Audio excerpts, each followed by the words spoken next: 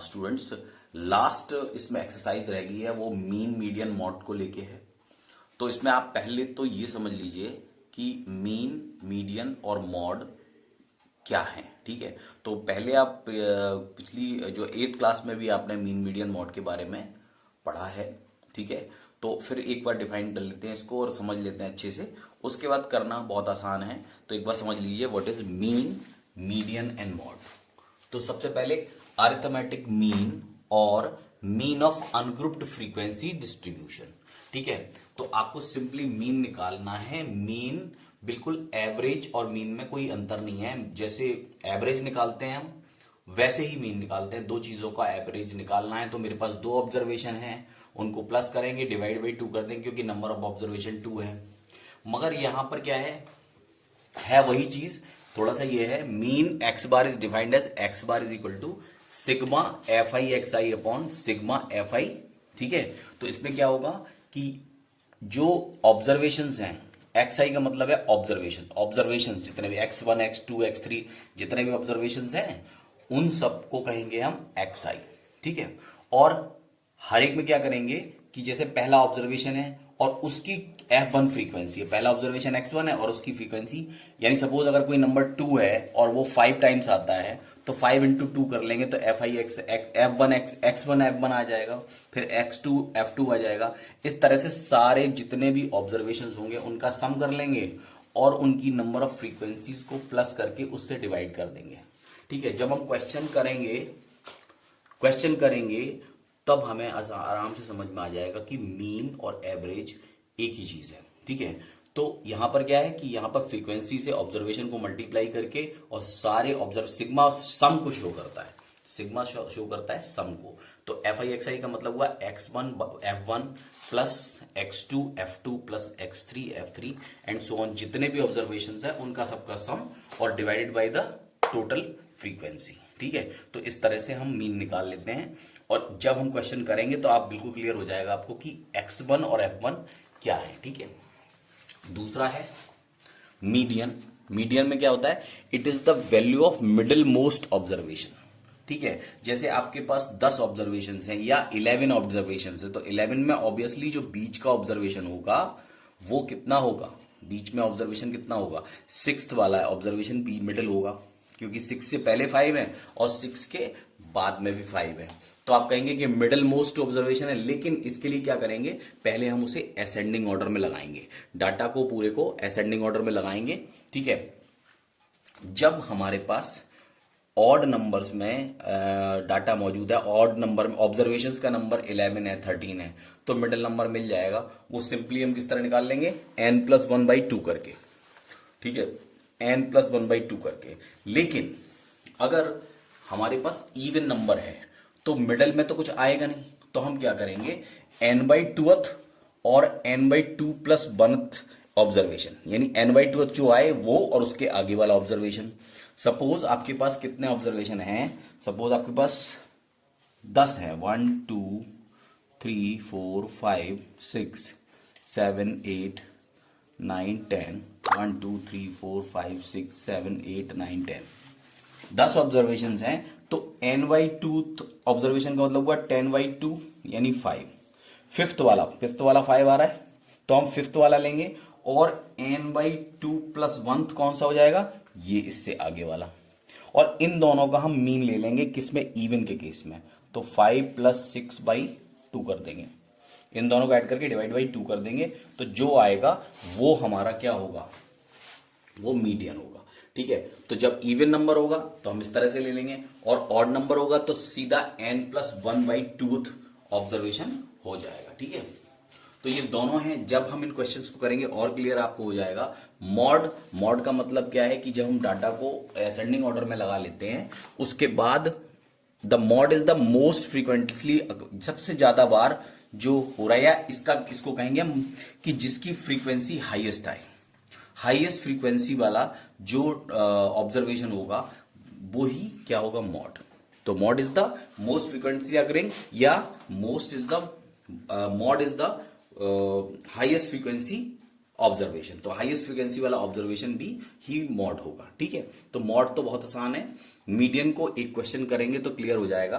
ठीक है, क्योंकि हमारे पास ऑड होता है तो मिडिल टर्म निकालना आसान है, जब इवन होता है तो हम बीच के मिडिल के दो टर्म्स को लेकर उनका मीन निकाल देते हैं, तो मीडियन निकल आता है उसमें जब इवन होगा। ठीक है, और अरिथमेटिक मीन में अगर हमारे पास सीधे नंबर ऑफ ऑब्जर्वेशंस दिए हैं उनको प्लस करो, सपोज 10 ऑब्जर्वेशंस दिए हैं उनको आप प्लस करें। ठीक है, और प्लस करने के बाद उतने नंबर ऑफ ऑब्जर्वेशन से डिवाइड कर दें, ये बिल्कुल एवरेज जैसा हो गया। लेकिन अगर उसमें ऑब्जर्वेशंस कई बार आए, सपोज 5 3 बार आया है, 6 2 बार आया है, तो हम क्या करेंगे, उस उतने बार उसको मल्टीप्लाई करके, जैसे इसमें एक्स आई एफ आई बताया गया ना, एक्स आई एफ आई, तो फ्रीक्वेंसी से उसको मल्टीप्लाई करके सारे सबका सम निकालेंगे और फिर फ्रीक्वेंसी से डिवाइड करेंगे।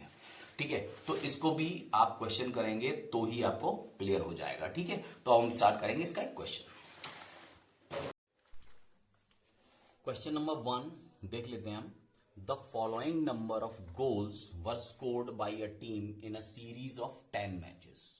तो गोल्स एक टीम ने करे हैं अलग अलग 10 मैचेस में, उनकी जो डिटेल्स है वो ये हैं, उसके नंबर ऑफ ऑब्जर्वेशंस ये हैं 2 3 4 5 0 1 3 3 4 3।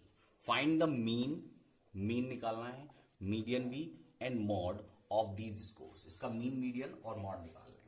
तो पहले मीन के लिए क्या करेंगे हम, मीन के लिए हम सम ऑफ द ऑब्जर्वेशन करते हैं divide by number of observation. तो मीन कैसे निकालेंगे, वही सिग्मा से, सिग्मा एफ आई। अब इसमें सीधा सीधा प्लस कर देंगे हम जब हमारे पास कम होते हैं ना नंबर, या हमें कोई डिटेल एक डेटा वैसा दिया होता है जिसमें फ्रीक्वेंसी दी हो और नंबर ऑफ ऑब्जर्वेशंस दिए हों, तो हम उनको मल्टीप्लाई करते हैं। और नहीं तो सीधे सीधे ऑब्जर्वेशंस दिए हैं तो मीन हो जाएगा सम ऑफ द ऑब्जर्वेशंस। ठीक है, क्योंकि अगर हमें इसमें फ्रीक्वेंसी दी होती, अगर फ्रीक्वेंसी दी होती और ऑब्जर्वेशंस का नंबर दिया होता तो हम उन्हें मल्टीप्लाई करते, पहले एक्स आई एफ आई निकालते, फिर उसको डिवाइड करते हैं हम एफ आई से। ठीक है, लेकिन यहां पर क्या है, सिंपली आपको ऑब्जर्वेशंस दिए तो some of the observation upon number of observation कर देंगे, जैसा कि मैं आपको पहले बोल रहा था कि एवरेज में करते हैं। एवरेज में भी सारे ऑब्जर्वेशन को प्लस कर देते हैं, divide by number of observation कर देते हैं। तो बिल्कुल वैसे ही अभी करना है। ठीक है, जब हमारे सामने इस तरह का आएगा कि जिसमें हमें फ्रीक्वेंसी भी गिवन होगी, तो हम जो प्योर फॉर्मूला मीन का है जो एफ आई एक्स आई वाला, वो हम यूज करेंगे। सम ऑफ द ऑब्जर्वेशन का मतलब है ये 2 + 3 + 4 + 5 + 0 + 1 + 3 + 3 + 4 + 3 divide by number of observation यानी 10। तो ये इनका सम कितना हो रहा है, इनका सम हो रहा है 28, ये हो रहा है 28 बाई 10 और ये हो जाएगा 2.8। तो ये मीन आपका क्लियर हो गया। ठीक है, मीन के बाद जब आप मीडियन निकालेंगे तो आपको डाटा जो भी डाटा है उसको असेंडिंग ऑर्डर में रखना पड़ेगा, तो लिखेंगे arrange the data into the ascending order. Now arrange the data into ascending order. Arrange the data into ascending order. तो ascending order में सबसे पहले 0 आ जाएगा, फिर 1 0 1, फिर 2 भी 1 टाइम ही है, फिर 1 2 3 4, 3 आ रहा है 4 टाइम्स। ठीक है, 3 के बाद फिर 4 आ रहा है, 4 भी आ रहा है 2 टाइम्स, तो 4 4, और फिर आएगा 5, तो 5 भी 1 टाइम आ रहा है, 5 1 टाइम है, 1 2 3 4 5 6 7 8 9 10। तो ठीक है, हमने इसे असेंडिंग ऑर्डर में रख दिया डाटा को। तो अब हम इसमें से निकालेंगे मीडियन। तो मीडियन हमारे पास जो नंबर ऑफ ऑब्जर्वेशंस हैं वो इवन नंबर में है, किसमें है, इवन नंबर में है, तो there should be 2 middle terms. ठीक है, number of observation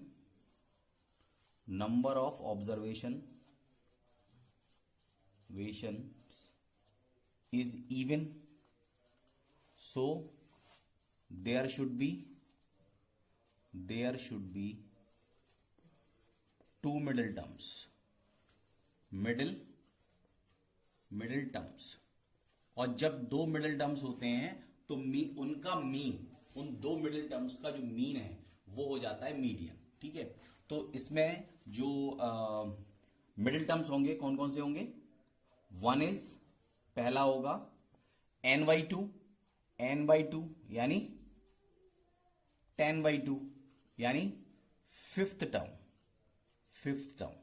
fifth term कौन सा है? 1 2 3 4 5 6 टर्म हो गया।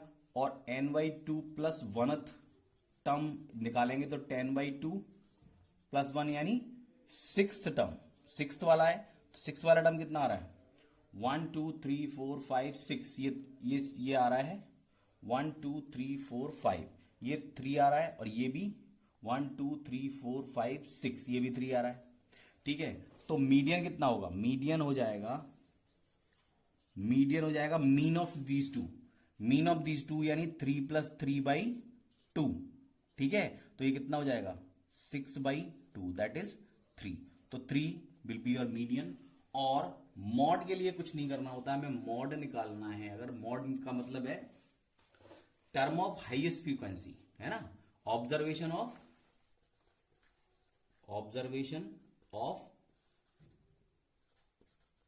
हाईएस्ट फ्रीक्वेंसी, जिसकी फ्रीक्वेंसी हाईएस्ट हो वो। तो ऑब्वियसली हमें दिख रहा है इसमें कि जो 3 है उसकी फ्रीक्वेंसी सबसे ज्यादा है, दैट इज 3। तो 3 विल बी योर मॉड। तो आई होप कि आपको समझ आ गए होंगे कि मीन, मीडियन और मॉड हम कैसे निकाल रहे हैं। और अच्छा रहा कि इस पहले ही क्वेश्चन में इवन वाला आ गया जिसमें दो मिडिल टर्म होते हैं और हम mean of two middle terms निकाल लेते हैं। ठीक है, जो ऑड होगा उसमें तो सिंपली हमें पता लग जाता है, बीच वाला जो मिडिल टर्म है वो हमें पता लग जाता है, n+1/2 कर देते हैं तो आराम से निकल आता है। लेकिन इसमें दो मिडिल टर्म्स होते हैं और दोनों मिडिल टर्म्स का मीन जब निकालते हैं वो हो जाता है हमारा मीडियन।